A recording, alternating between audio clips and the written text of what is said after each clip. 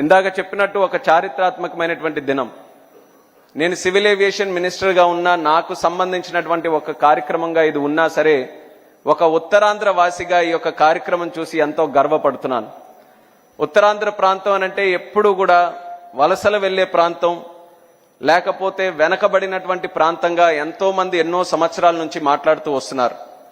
కానీ ఈ 18 నెలలు మన రాష్ట్ర ముఖ్యమంత్రి వర్యులు చంద్రబాబు నాయుడు గారు, అలాగే మన ఐటీ శాఖ మంత్రివర్యులు లోకేష్ అన్న గారు, వీళ్ళిద్దరూ కూడా ఈ ఉత్తరాంధ్ర మీద, ముఖ్యంగా విశాఖపట్నం మీద పెట్టినటువంటి దృష్టితో ఇప్పటి వరకు ఉన్నటువంటి ఉత్తరాంధ్ర వేరు, రేపు రాబోతున్నటువంటి ఉత్తరాంధ్ర వేరు అని ఒక జనరేషనల్ షిఫ్ట్ తీసుకొని వచ్చినటువంటి ఘనత ఈరోజు వాళ్ళిద్దరిది అన్నది ప్రత్యేకంగా తెలియజేసుకుంటున్నాను.